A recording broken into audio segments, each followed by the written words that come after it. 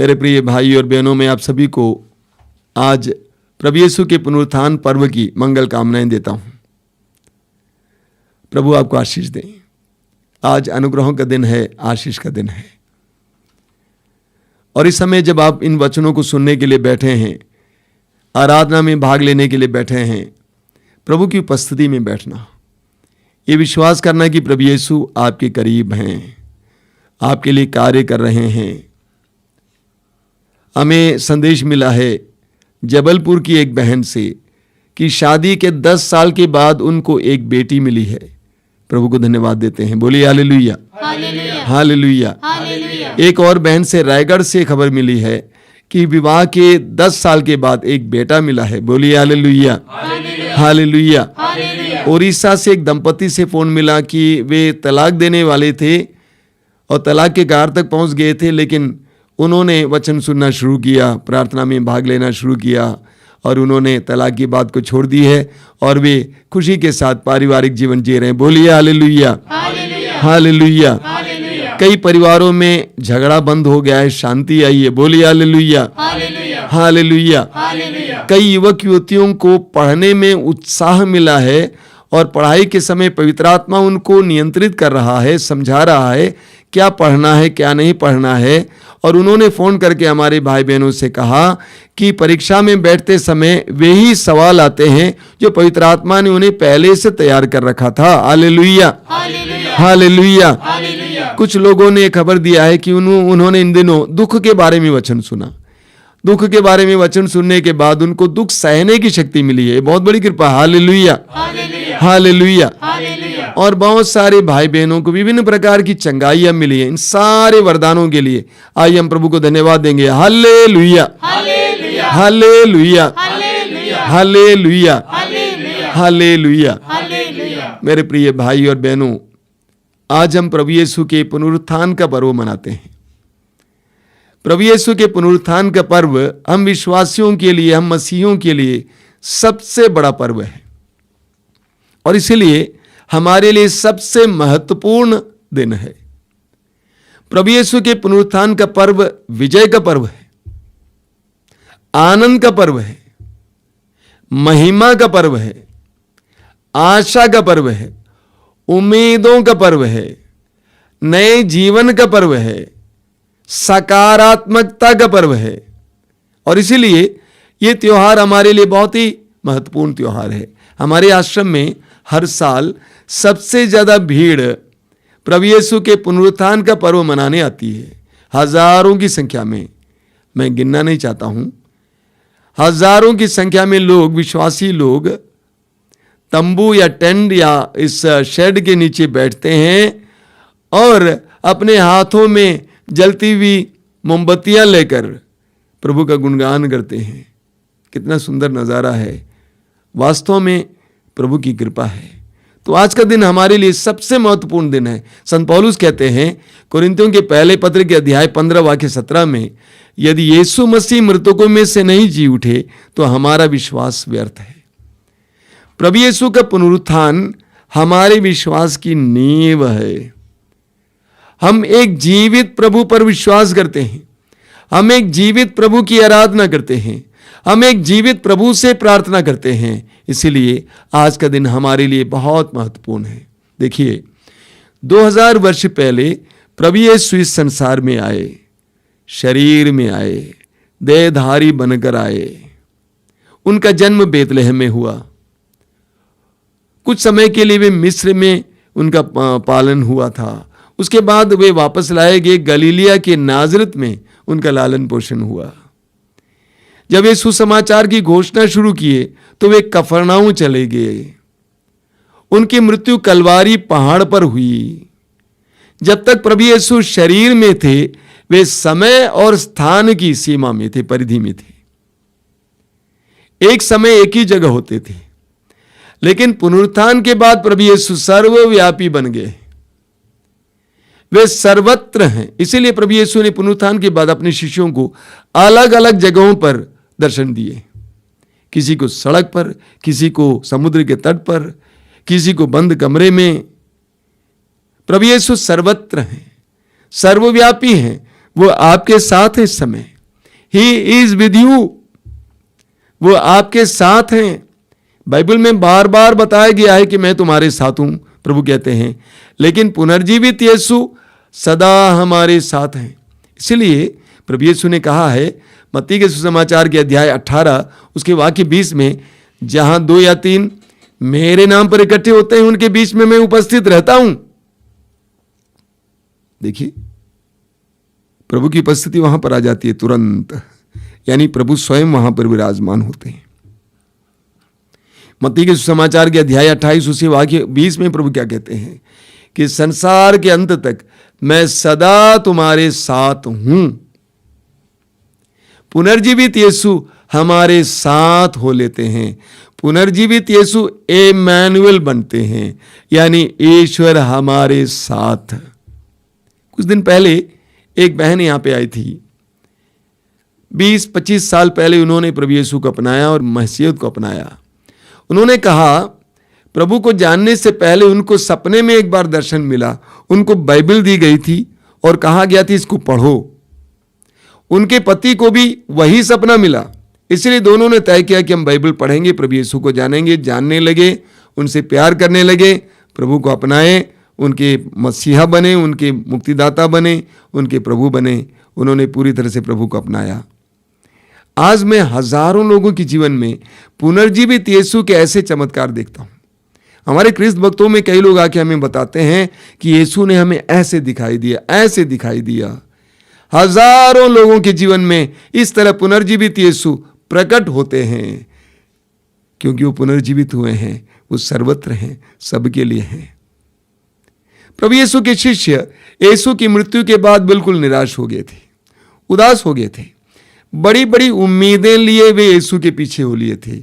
अधिकतर लोगों ने अंत तक ये सोचा कि यीशु यहूदियों के राज्य की स्थापना करेंगे और उस राज्य में उनको अच्छा पद मिल जाएगा। लेकिन प्रभु यीशु की मृत्यु के साथ उनके सारे सपने टूटकर चूर हो गए। वे निराश हो गए, उदास हो गए। उन्होंने सोचा कि हम बेकार ही इनके पीछे 3 साल चले। सुसमाचार में हम पढ़ते हैं कि प्रभु यीशु के शिष्य एक कमरे में बंद पड़े थे। यूहन्ना अध्याय 20 में हम पढ़ते हैं, बंद पड़े थे निराश होकर। अंदर से कमरा बंद था, दरवाजा बंद था। पुनर्जीवित यीशु प्रवेश करते हैं। इस तरह प्रभु यीशु उनके जीवन में प्रवेश करके उनको आशा से भर दिया, आनंद से भर दिया, नए जीवन से भर दिया, और वे सर्वत्र जाकर इसका प्रचार करने लगे। देखिए संत पौलुस क्या कहते हैं, फिलिपियों के पत्र के अध्याय 3 उसके वाक्य 10 में संत पौलुस कहते हैं, मैं यीशु मसीह के पुनरुत्थान के सामर्थ्य का अनुभव करना चाहता हूं। अंग्रेजी में उसका अनुवाद और बेहतर है, all I want is to experience the power of the resurrection of the lord, to know Jesus Christ and to experience the power of the lord Jesus Christ. यानी मैं यीशु मसीह के पुनरुत्थान के सामर्थ्य का अनुभव करना चाहता हूं। पौलुस ने अनुभव किया था। आप जानते हैं पौलुस प्रभु यीशु के शिष्यों पर अत्याचार करता था, पकड़ पकड़ कर घसीट घसीट कर ले जाता था और बंदी गृह में डलवा देता था, मरवा देता था। अब दमिश्क में जाकर वहां रहने वाले विश्वासियों के साथ ऐसा ही व्यवहार करने के लिए जा रहा था। दमिश्क के मार्ग पर उसे पुनर्जीवित यीशु का अनुभव हुआ। पुनर्जीवित यीशु ने उसे दर्शन दिया, चारों ओर प्रकाश फैल गया, वो अंधा हो गया। पुनर्जीवित यीशु ने उसको अपने अधिकार में ले लिया। वो अनुभव ऐसा सुंदर और अनोखा अनुभव था कि पौलुस कहता है कि मैं वही अनुभव बार बार चाहता हूं। मैं यीशु मसीह के पुनरुत्थान के सामर्थ्य का अनुभव करना चाहता हूं। आप पढ़ेंगे प्रेरित चरित्र के अध्याय 4 उसके वाक्य 33 में लिखा हुआ है, शिष्य बड़े सामर्थ्य के साथ यीशु के पुनरुत्थान का साक्ष्य देते थे और उन पर बड़ी कृपा बनी रहती थी। मेरे पीछे दोहराइए, हालेलुया, हालेलुया। शिष्य बड़े सामर्थ्य के साथ यीशु के पुनरुत्थान का साक्ष्य देते थे और उन पर बड़ी कृपा बनी रहती थी। Hallelujah, hallelujah, hallelujah, hallelujah. शिष्य बड़े सामर्थ्य के साथ यीशु के पुनरुत्थान का साक्ष्य देते थे। वे जहां कहीं भी जाते थे यीशु के पुनरुत्थान का साक्ष्य देते थे और उन पर बड़ी कृपा बनी रहती थी, उन पर बड़ी कृपा बनी रहती थी। यही सुसमाचार है। क्या सुसमाचार? कि यीशु हमारे साथ हैं। यीशु मरने के बाद जी उठे और वो हमारे साथ हैं, यही सुसमाचार है। प्रेरित चरित्र में आप पढ़ेंगे कि प्रभु यीशु के शिष्य चारों ओर घूम घूम कर सुसमाचार का प्रचार करते थे। यह सुसमाचार क्या है? सुसमाचार यह है क्या? कि यीशु हमारे पापों के प्रायश्चित के लिए मरे और यीशु महिमा के साथ जी उठे। यही सुसमाचार था और कुछ नहीं था। और इसी का वे प्रचार करते थे। यीशु हमारे पापों के प्रायश्चित के लिए मरे और यीशु तीसरे दिन मृतकों में से पुनर्जीवित हुए। इसी का वे प्रचार करते जाते थे। चारों ओर घूम घूम कर यीशु के इस सुसमाचार के प्रचार करते थे। देखिए संत पौलुस क्या कहते हैं। संत पौलुस कहते हैं तीमोथी के दूसरे पत्र के अध्याय 2 वाक्य 8 में संत पौलुस कहते हैं, दाऊद के वंश में उत्पन्न मृतकों में से पुनर्जीवित यीशु मसीह को बराबर याद रखो। दाऊद के वंश में उत्पन्न मृतकों में से पुनर्जीवित यीशु मसीह को बराबर याद रखो। मेरे पीछे दोहराइए, हालेलुया हालेलुया। दाऊद के वंश में उत्पन्न मृतकों में से पुनर्जीवित यीशु मसीह को बराबर याद रखो। किसको बराबर याद रखो? कैसे? यीशु मसीह को, मृतकों में से पुनर्जीवित यीशु मसीह को, मृतकों में से पुनर्जीवित यीशु मसीह को बराबर याद रखो। मैं देखता हूं अधिकतर विश्वासी लोग, मसीही लोग क्रूसित यीशु को ही बराबर याद रखते हैं। क्रूसित यीशु पर ही मनन चिंतन करते रहते हैं, अपने दुखों को प्रभु के सामने लाते हैं, क्रूस की ओर देखते हैं। अच्छी बात है, मैं स्वयं आपको बताता हूं, लेकिन वहां तक हमारा मनन चिंतन और हमारी प्रार्थना समाप्त नहीं होनी चाहिए। हमें आगे बढ़ना है। यीशु मरने के बाद मृतकों में से जी उठे। पौलुस कहते हैं मृतकों में से जी उठे पुनर्जीवित यीशु मसीह को बराबर याद रखो। अगर आप मृतकों में से जी उठे पुनर्जीवित यीशु मसीह को बराबर याद रखेंगे, आप बराबर आनंद से भरे रहेंगे। Hallelujah hallelujah hallelujah. मैं आपसे सच कहता हूं, कुछ वर्षों से, यानी करीब 10, 12, 13 वर्षों से मैं प्रभु यीशु के पुनरुत्थान के बारे में वचन सुनाता हूं। जहां तक हो सके वचन सुनाने का प्रयास करता हूं। और जितना मैं प्रभु यीशु के पुनरुत्थान के बारे में वचन सुनाता हूं, उतना मेरे अंदर प्रभु का आनंद भर जाता है। प्रभु यीशु के पुनरुत्थान के बारे में वचन सुनाने के बाद मेरे अंदर आनंद आ गया, दुखों को आसानी से सामना करने का सामर्थ्य आ गया। इसलिए मैं आपको आज बताना चाहता हूं, बराबर पुनर्जीवित यीशु को याद करना कि यीशु मरने के बाद जी उठे, यीशु मरने के बाद जी उठे। जब शिष्य इसकी सूचना, इसकी खबर और इसका प्रचार करते थे तो उन पर बड़ी कृपा बनी रहती थी। जब आप यीशु के पुनरुत्थान के बारे में याद करेंगे, मनन चिंतन करेंगे, उसका प्रचार करेंगे, तो आप पर भी बड़ी कृपा बनी रहेगी। बोलिए हालेलुया हालेलुया हालेलुया हालेलुया। हम पढ़ेंगे प्रेरित चरित्र के अध्याय 4 वाक्य 3 में कि सदूकी लोग यीशु के शिष्यों से क्रुद्ध थे, क्योंकि वे यीशु के पुनरुत्थान के बारे में लोगों को बताते हुए उनके पुनरुत्थान के बारे में शिक्षा दे रहे थे। यानी लोगों को बताए जा रहे थे कि यीशु मसीह का पुनरुत्थान हुआ, इसी तरह आपका भी पुनरुत्थान होगा। अब ये समझना जरूरी है कि सदूकी कौन थे। सदूकी लोग यहूदियों में एक गुट था जो पुनरुत्थान पर विश्वास नहीं करते थे। देखिए, प्रभु यीशु के आने से करीब 300 साल पहले तक यहूदी धर्म में कोई भी पुनरुत्थान पर विश्वास नहीं करता था। उनका विश्वास था एक ही जीवन है और मृत्यु जीवन का अंत है। मृत्यु के बाद लोग अधोलोक चले जाते हैं। इसीलिए उनका विश्वास था जो धर्मी थे उनको ईश्वर लंबी आयु देता था। इसीलिए पुरखों के बारे में आप पढ़ेंगे 100 साल तक जिए, 150 साल तक जिए, 200 साल तक जिए। क्यों ऐसे बताया जाता था? क्योंकि उनका विश्वास था कि धर्मियों को लंबी आयु मिलती थी और जो अधर्मी थे उनको छोटी आयु मिलती थी, और उसके बाद वे अधोलोक चले जाते। पुराने विधान में अधोलोक के बारे में आप पढ़ेंगे। अधोलोक से कौन आपकी स्तुति करेगा, अधोलोक से कौन आपकी महिमा करेगा। लेकिन प्रभु यीशु के आने से करीब 300 साल पहले तक यहूदियों में पुनरुत्थान का विचार और पुनरुत्थान की परिकल्पना आने लगी। यह समझना जरूरी है। यहूदी धर्म में उस समय प्रभु यीशु के जमाने में सदूकी लोग पुनरुत्थान पर विश्वास नहीं करते थे, स्वर्गदूतों पर विश्वास नहीं करते थे। इसीलिए जब प्रभु यीशु के शिष्यों ने पुनरुत्थान के बारे में लोगों को बताया, सदूकी लोग क्रुद्ध हो गए।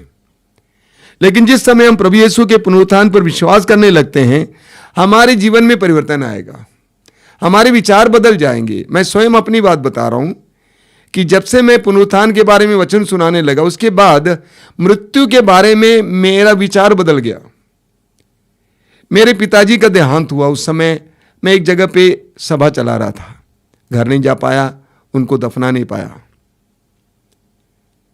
जब आश्रम वापस आया तो आश्रम में मिसा बलिदान चढ़ाया गया उनके लिए, उनके नाम पर। काफ़ी लोग इकट्ठे थे, मेरे साथी पुरोहित भी थे, मेरे अधिकारी लोग थे।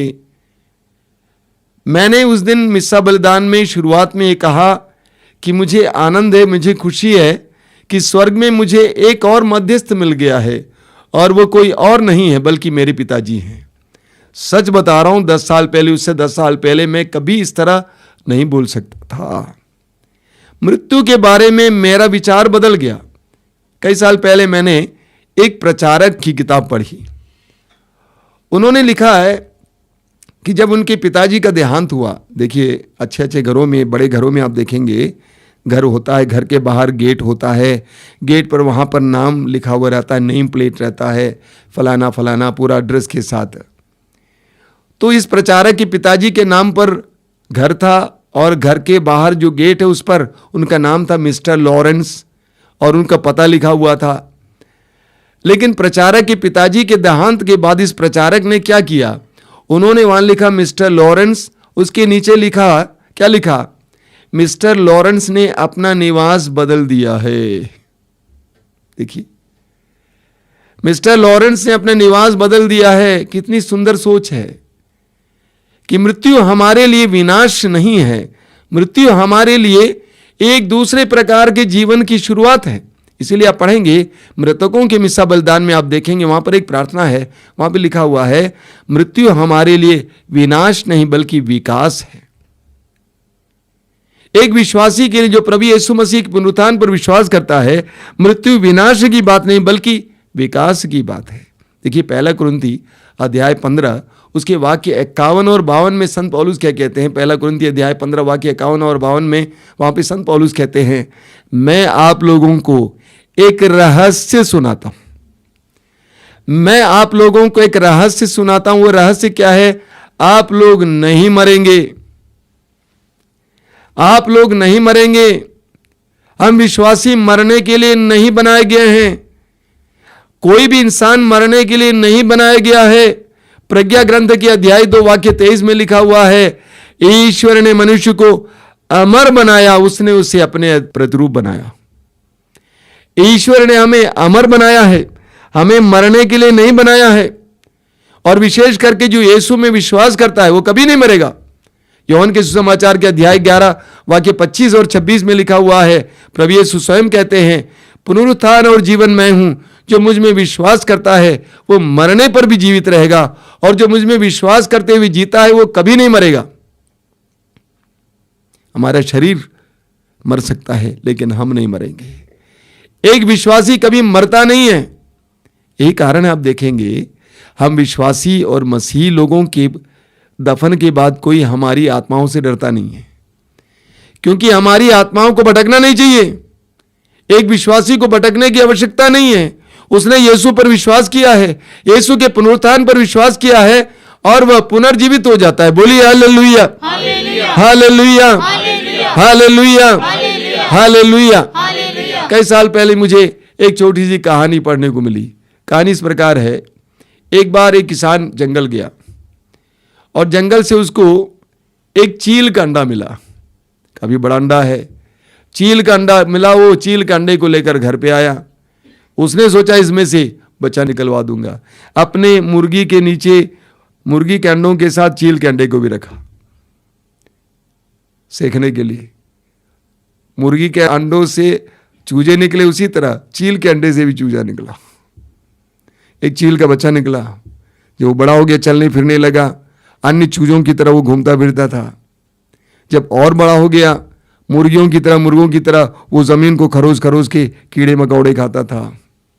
अचानक एक दिन उसने देखा, आसमान की ओर देखा, उसने देखा उसी की तरह एक बड़ा चील आसमान पर उड़ रहा है। उस चील को यह नहीं मालूम था कि वो आसमान पे उड़ सकता है। एक विश्वासी मरने के लिए नहीं बनाया गया, एक विश्वासी मरता नहीं है।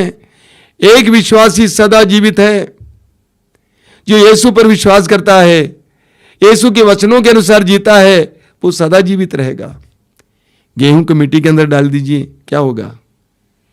वो विनष्ट होगा, लेकिन उसमें से अंकुर फूटेगा, क्योंकि उसके अंदर जीवन है। बोलिए हालेलुया, हालेलुया, हालेलुया। इसलिए संत पौलुस कहते हैं कि मृतकों में से पुनर्जीवित यीशु मसीह को बराबर याद रखो।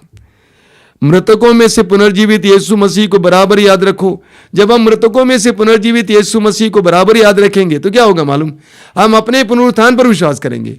जब हम अपने पुनरुत्थान पर विश्वास करेंगे तो इस संसार का दुख हमारे सामने छोटा दिखाई देगा।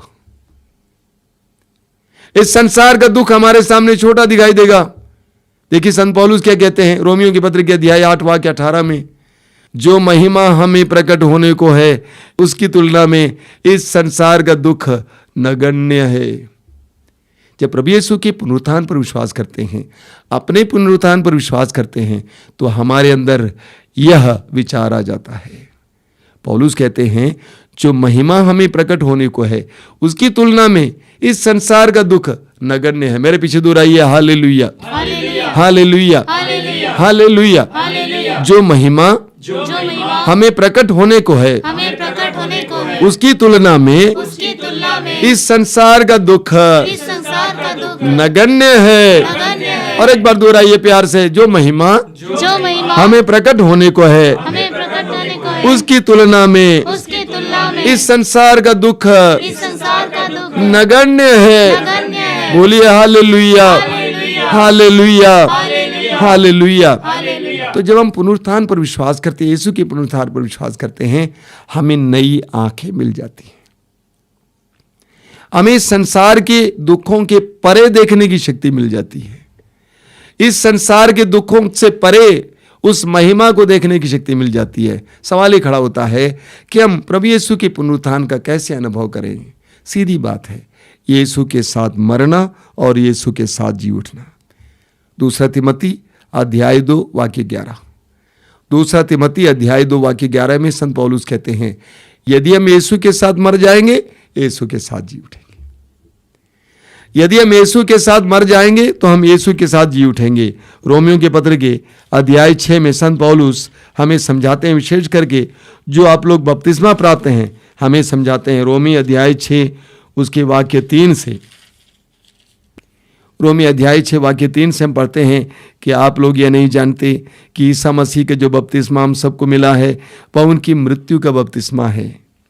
हम उनकी मृत्यु का बपतिस्मा ग्रहण कर उनके साथ इसलिए दफनाए गए हैं कि जिस तरह मसीह पिता के सामर्थ्य से मृतकों में से जी उठे हैं, उसी तरह हम भी एक नया जीवन जिएं। यदि हम इस प्रकार उनके साथ मर कर उनके साथ एक हो गए हैं तो हमें भी उन्हीं की तरह जी उठना चाहिए। बोलिए हालेलुया, हालेलुया, हालेलुया, हालेलुया। देखिए सबसे पहले एक व्यक्ति यीशु के पास आता है, यीशु के वचनों को सुनता है, यीशु के प्यार के स्पर्श का अनुभव पाता है, चंगाई पाता है, कुछ कृपा पाता है। उसके बाद उसको क्या करना चाहिए? उसको धीरे धीरे यीशु के साथ मरना सीखना चाहिए। उसको एक नया जीवन मिल जाएगा, लेकिन उसके लिए यीशु के साथ मरना होगा, यानी पाप के लिए मरना होगा। जब हम पाप के लिए मर जाएंगे तब हम यीशु के साथ जी उठेंगे, हमें एक नया जीवन मिल जाएगा। कई लोग पाप से जूझ रहे हैं, बुरी आदतों से जूझ रहे हैं, कई प्रकार के पापों में मनोभावों से जूझ रहे हैं। आप धीरे धीरे यीशु के साथ मरे, उस पाप के साथ मरने लगेंगे, प्रभु आपको उस पाप पर अधिकार देंगे, आप जीत पाएंगे। लेकिन आपको प्रयास जरूर करना है, आपको प्रयास जरूर करना है। प्रभु की कृपा से, माता मरियम की विशेष मध्यस्थता द्वारा, पवित्र आत्मा के सामर्थ्य के द्वारा आप प्रयास करेंगे, आप देखेंगे प्रभु यीशु आपको जिलाएंगे। बोलिए हालेलुया, हालेलुया, हालेलुया। हम लोग बार बार आज हालेलुया बोलते जा रहे हैं, क्योंकि आज हालेलुया का दिन है। हालेलुया के दिन, हालेलुया का मतलब क्या है? हालेलुया, हालेल मतलब स्तुति करो, यू का मतलब आदेश सूचक है, यानी चलो। याहवे का शॉर्ट फॉर्म है, छोटा रूप है।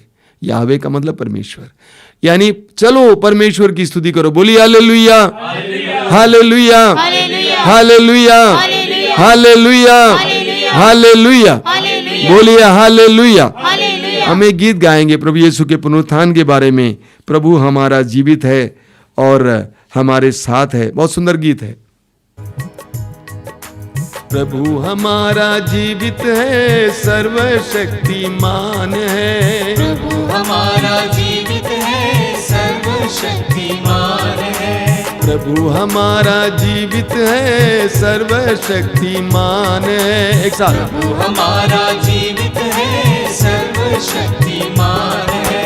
वही हमारा रक्षक है, वही हमारी शरणशिला।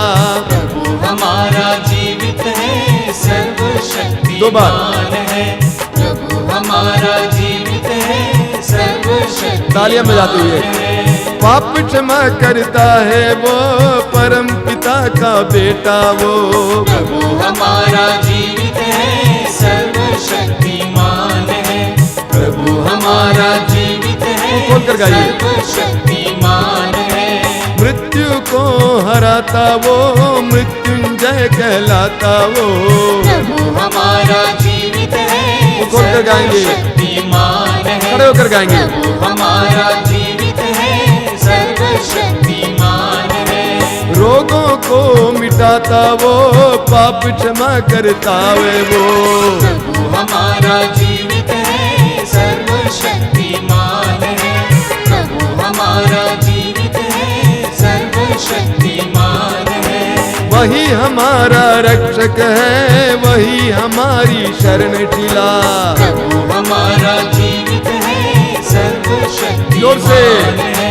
प्रभु हमारा जीवित है, सर्वशक्तिमान है। पाप क्षमा करता है वो, परम पिता का बेटा वो। प्रभु हमारा जीवित है, सर्वशक्तिमान है। प्रभु हमारा जीवित है, सर्वशक्तिमान है। मृत्यु को हराता वो, मृत्युंजय कहलाता वो। प्रभु हमारा जीवित है, सर्वशक्तिमान है। प्रभु हमारा जीवित है, सर्वशक्तिमान है। रोगों को मिटाता वो, पाप क्षमा करता है वो। प्रभु हमारा जीवित है। तालियां बजाते हुए सब लोग मिलकर गाएंगे बार बार। प्रभु हमारा जीवित है, सर्वशक्तिमान है। प्रभु हमारा जीवित है, सर्वशक्तिमान है। प्रभु हमारा जीवित है, सर्वशक्तिमान है। प्रभु हमारा जीवित है, सर्वशक्तिमान है। प्रभु हमारा जीवित है, सर्वशक्तिमान। Hallelujah, hallelujah, hallelujah, hallelujah, hallelujah, hallelujah, hallelujah, hallelujah, hallelujah, hallelujah, hallelujah, hallelujah, hallelujah, hallelujah, hallelujah, hallelujah, hallelujah, hallelujah. आराधना, आराधना, आराधना, आराधना, महिमा, महिमा, महिमा। पुनर्जीवित यीशु, हम घोषित करते हैं, तू मरने के बाद तीसरे दिन मृतकों में से जी उठा है। Hallelujah, hallelujah, hallelujah, hallelujah, hallelujah, hallelujah.